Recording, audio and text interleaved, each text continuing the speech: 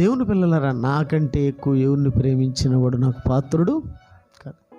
మళ్ళా చెప్తున్నాను మీ అందరికీ, దేవుడి కంటే దేన్ని ఎక్కువ ప్రేమించిన, చివరికి నీ ప్రాణాన్నైనా సరే ప్రేమిస్తే నువ్వు ఆయనకు బద్ధుడివి కాలేవు. భూమి మీద బతుకుతావు, లక్షణంగా బతుకుతావు, నో ప్రాబ్లం. భూమి మీద లక్షణంగా బ్రతుకుతాం. భూమి మీద నుంచి ఈ లోకాన్ని విడిచిన మరుక్షణం మన బ్రతుకు అంధకారం. అందుకే దేవుడు ముందుగానే ఈ వాక్యంతో మనల్ని అందరిని ఏం చేస్తున్నాడు? ఏం భయపడాల్సిన అవసరం లేదు. నా కోసం నువ్వు బ్రతుకు, నా కోసం నువ్వు జీవించు, నా కోసం అవసరమైతే చచ్చిపో. అప్పుడప్పుడు భర్తతో భార్య అంటూ ఉంటుంది, చావైనా బ్రతుకైనా నువ్వే అంటది. విన్నారా మీరు?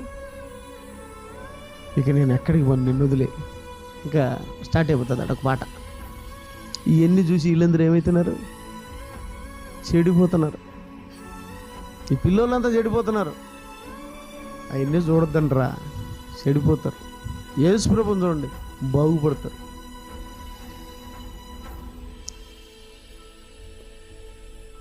మనం కూడా అదే డైలాగ్ ఉపయోగించాం ఆత్మీయంగా.